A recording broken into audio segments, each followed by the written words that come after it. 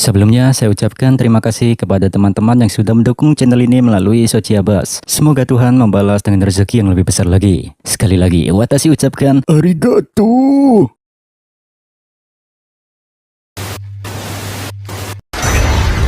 Kami kembali. Yari-yari. Langkah kaki mereka akhirnya terhenti di depan sebuah bangunan 2 tingkat yang tampak sangat memprihatinkan. "Baiklah, kita sampai," seru Theo dengan nada riang tanpa beban. Will dan Rusty berdiri terpaku, menatap lurus ke arah bangunan dengan tatapan kosong dan ekspresi wajah yang campur aduk. Kemudian pintu kayu yang rapuh itu terbuka saat Theo mendorongnya dengan penuh semangat. Sambil melangkah masuk ke dalam ruangan yang remang-remang, wajah Theo dihiasi senyuman lebar yang sangat ceria. "Minasan, aku kembali," teriak Theo lantang. Mendengar suara yang sangat familiar itu, seketika suasana rumah mendadak ramai.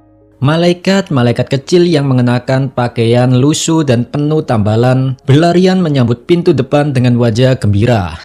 "Selamat datang kembali Kak Theo," teriak mereka sembari berlari kencang menuju arah pintu.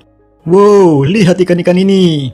Wah, banyak. Biasanya tak dapat apa-apa. Apa yang terjadi di sini? Bagaimana kau bisa dapat banyak? Dan siapa orang-orang ini?" Ucap para malaikat kecil itu saling bersahutan. Mereka bingung dengan ikan sebanyak ini, sekaligus penasaran dengan 2 orang asing yang Theo bawa. Dari balik tirai kain berpola yang membatasi ruangan, seorang wanita berambut panjang mengenakan celemek masak menghela napas pelan ketika melihat kehebohan di depan pintu. Dia bernama Cesia. "Yari-yari, kenapa kalian ribut sekali?" tanyanya lembut. Namun semua orang tampaknya lagi asik bergurau satu sama lain, sehingga ucapan wanita itu tak ada yang menjawab. Saat melihat kehadiran 2 orang asing di dalam rumahnya, wanita itu terlihat berhati-hati. Dia bergumam, "Oh, sepertinya kita punya tamu ya." Kini Theo dan Will duduk bersebelahan di depan rumah sambil menatap Rusty yang lagi bermain dengan para malaikat kecil itu. Di situ Theo memberitahu MC kita bahwa beberapa orang menyebut area ini sebagai permukiman kumuh Samios, di mana sebagian besar penghuninya adalah kaum Lizans yang memiliki masalah tertentu. Ucapan Theo itu menyisakan tanda tanya di benak Will tentang apa maksud dari perkataan Theo tersebut. Di panel berikutnya perhatian beralih ke Cesia, di mana jari-jarinya terus menggaruk-garuk kulit lehernya dengan cepat dan berulang. Hal itu menyiratkan adanya rasa tidak nyaman yang mendalam di area tersebut, dan itulah penyakit para Lizans di tempat ini. Di sisi yang lain sambil bermain, Rusty bertanya pada malaikat kecil yang bernama Lize. "Lize-chan, apa lehermu gatal?" Lize membalas, sama sekali nggak gatal kok, dan belum terasa sakit juga." Theo yang memahami kondisi Lize langsung berteriak, "Lize, semuanya ayo masuk ke dalam sekarang sebelum alergi cahayamu kambuh." Mendengar perintah itu, Lize langsung cemberut sambil memeluk erat kaki Rusty. Ia bilang, "Gak mau, hari ini aku baik-baik saja." Will yang duduk seketika tersentak bingung mendengar nama penyakit itu. Kemudian Ning Cesia membuka pintu rumah dan menjelaskan. Dia bilang, Hyperphotic Syndrome. Penyakit ini seperti prolalpagia yang hanya menjangkit Lizans tertentu. Di saat Cesia ingin memberitahu lebih lanjut, Theo beranjak menjemput Lize dan yang lain. Di situ Cesia tampak berdiri diam di dekat pintu sambil menatap langit malam. Dengan tatapan yang sulit diartikan, Cesia bilang, "Mungkin ini penyakit yang paling serius yang disebabkan oleh Great Barrier. Meski langit palsu kita memberikan perlindungan, tapi pada kenyataannya Great Barrier bukanlah fenomena alami dunia ini. Mantra kuat serta rumit yang membutuhkan jumlah besar energi itu adalah sesuatu yang dibuat secara artifisial.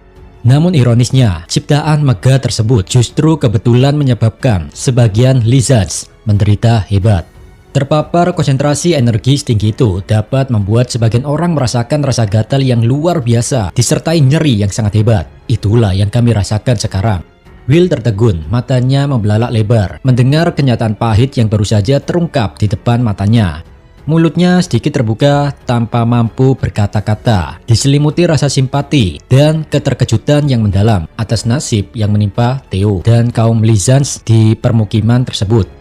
Sementara itu, sambil menggendong Lisa dan mengajak yang lain masuk rumah, Theo memberitahu Will, semakin sedikit cahaya, semakin berkurang pula rasa sakitnya. Setidaknya malam masih bisa ditahan, tapi tentu saja keluar pada pagi hari atau siang hari itu hal yang tidak mungkin. Saat terkena cahaya, kulit kami bukan cuma terasa sangat gatal, tapi juga seperti terbakar. Dengan kata lain, berjalan-jalan pun adalah hal yang nyaris mustahil.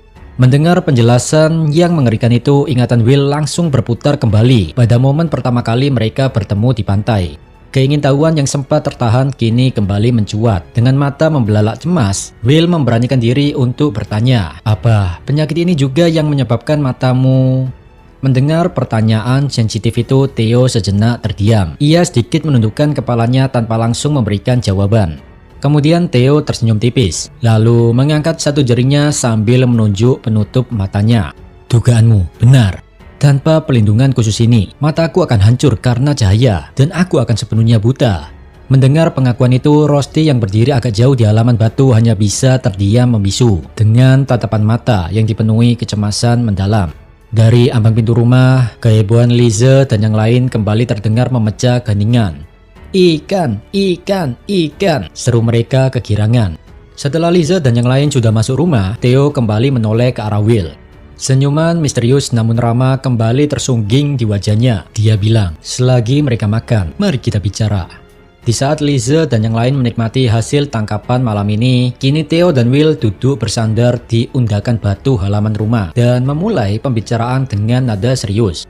Theo bilang, banyak orang yang tinggal di sini berasal dari Rigarden, atau lebih tepatnya, mereka melarikan diri dari cahaya Great Barrier yang paling kuat di titik asalnya. Itulah sebabnya para penderita Hyperphotic Syndrome berusaha menjaga jarak dari bagian tengah benua. Mendengar itu, Will sejenak terdiam. Pandangannya langsung berubah sendu di balik kacamata bulatnya. Will bertanya, "Jadi pada dasarnya orang-orang di sini memang sudah tidak bisa tinggal di Rigarden ya?" Theo pun mengangguk perlahan sambil mendongakkan kepalanya ke arah langit malam. Dia menjawab, "Ya, semacam itulah. Barrier di Samios dan Teralis hanyalah versi kecil dari Rigarden. Jadi cahaya yang dipancarkannya lebih lemah, yang artinya tinggal di sini jauh lebih mudah." Will terdiam mendengar penjelasan itu. Dia menatap Theo dengan pandangan yang syarat akan empati, sekaligus rasa penasaran yang mendalam. Di sebelahnya, Theo tampak tenang, seolah sudah berdamai dengan takdir pahit yang mengikat kaumnya. Keheningan malam sempat merayap di antara mereka berdua, sebelum akhirnya Will memberanikan diri untuk mengutarakan pertanyaan yang mengganjal di benaknya. "Theo, aku penasaran, apa kau membenci Rigarden?" tanya Will pelan, dan Theo sedikit menundukkan kepalanya, merenungkan jawaban atas pertanyaan emosional tersebut.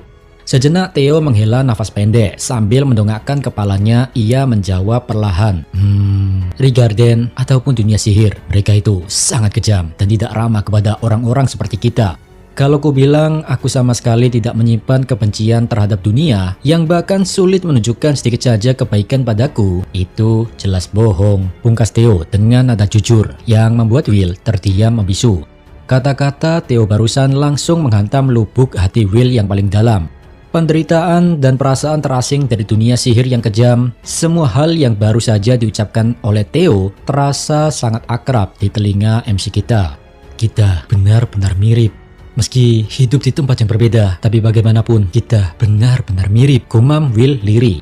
Kenangan masa lalu MC kita kembali berputar di benaknya. Bayangan saat dirinya sering bertanya-tanya dan merasa terasing mulai bermunculan ke permukaan.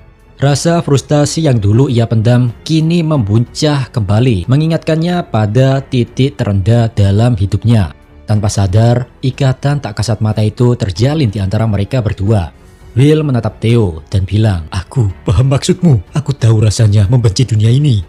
Mendengar ketulusan itu, Theo tersentak kaget. Mulutnya sedikit terbuka di balik tudung jubahnya. Dia tak menyangka kata-katanya akan mendapat respon yang begitu emosional dari Will.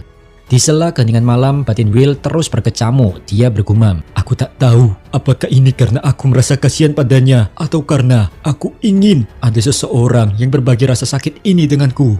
Tapi aku harus memberitahu dia." Will menarik napas dalam-dalam. Tatapannya menatap lurus ke arah pemuda berjubah di sampingnya. Will bilang, "Theo, orang-orang di sekitarku telah meyakinkanku bahwa aku tidak sendirian dan karena itu aku mampu menghadapinya dan bahkan terkadang mengatasinya. Tak peduli seberapa kejam dunia ini padaku. Maka dari itu Theo, aku hanya ingin mengatakan padamu, kau." Mendengar Will yang sempat terbata-bata, Theo menyela dengan senyuman tipis yang tulus. "Aku tidak sendirian ya. Temanku sering mengatakan itu," ucap Theo pelan, memotong keraguan Will dengan pengertian yang mendalam. Secara tak terduga, di situ Theo mengulurkan tangannya dan menggenggam erat tangan Will yang berada di atas lantai batu. Sentuhan hangat itu seketika membuat mata Will membelalak terkejut. Kemudian Theo mendekatkan wajahnya, menatap lurus ke arah Will dengan senyuman lebar yang penuh keyakinan. "Kita itu mirip kan?" pungkas Theo penuh semangat. Dia menegaskan kembali ikatan persaudaraan dan rasa senasib yang kini menyatukan hati mereka. Melihat Theo yang menyambutnya dengan begitu terbuka, senyuman lebar langsung mereka di wajah Will. Sambil membalas genggaman tangan pemuda itu dengan mantap, Will berseru penuh semangat, "Iya!" Suasana mendadak terasa jauh lebih hangat berkat momen solidaritas yang terjalin di antara keduanya. Kendati begitu, Rosti masih menaruh rasa gelisah dan curiga pada sosok Theo ini, atau mungkin cemburu. Ya, kita lihat episode selanjutnya, tapi bulan depan. Dengan kata lain, ini adalah penutup season 3 dan di next content adalah season 4 guys.